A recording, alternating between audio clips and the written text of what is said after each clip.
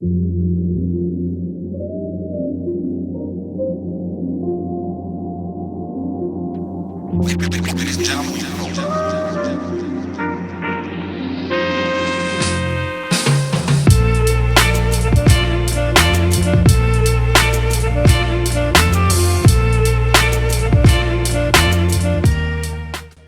up everybody, Nick here, and welcome to another episode here on the channel. It has been a while since we posted a video here on the channel.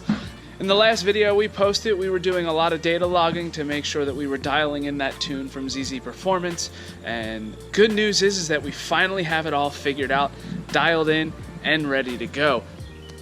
So today on the channel we're going to be installing an additional boost gauge because I feel this car is pushing so much boost, we need two of them.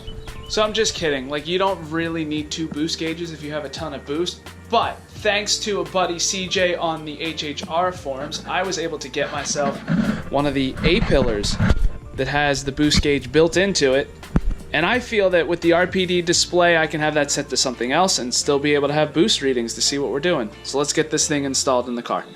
Alright, so the first thing we got to do is we obviously have to remove the old pillar from the car, so I'm going to adjust this, and I have to take a look at my phone, make sure that you can actually see what we're doing here. So it's very easy to do, because all we got to do is pop off this airbag tag, and there's one screw holding it in, so let's get that removed.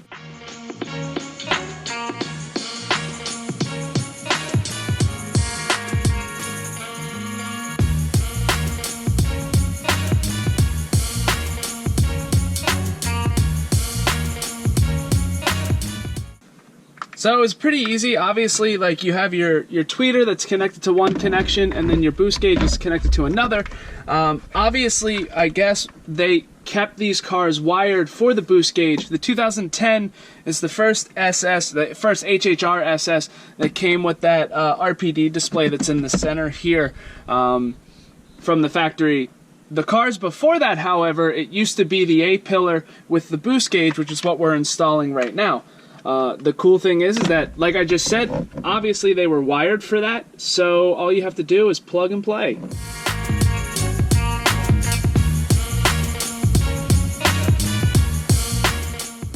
And before we actually put the pillar in, let's make sure that the boost gauge works.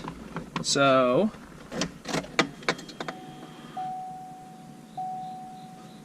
looks like we're in business. So it's lit up, it's all good to go. Sweet, let's get this pillar in now.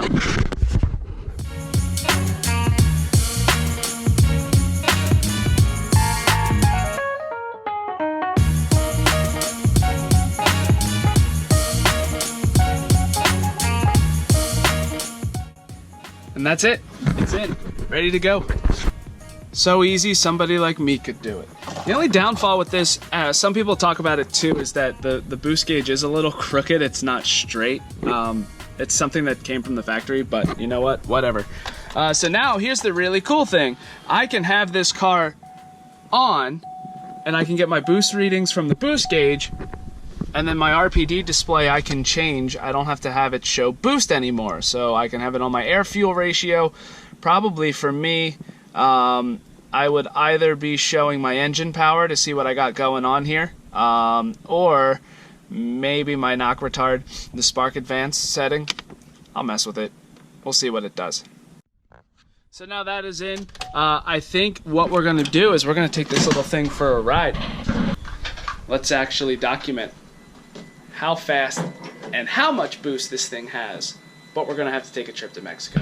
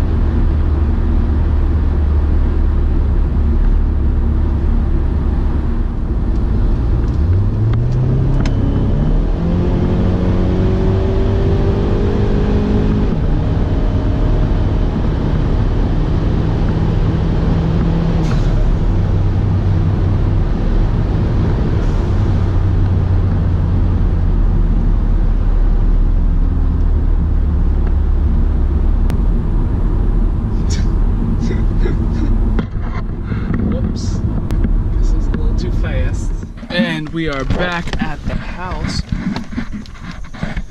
The car runs really good. It's looking like at wide open throttle we have about 25.5 psi. Both that boost gauge and the A-pillar is now working, and the RPD as well, and they were both showing the same readings. So that is it for today. Hope you enjoyed this video. If you did, make sure you give it a big thumbs up, and if you want to continue to see the build of this car, make sure you hit that subscribe button below. See ya.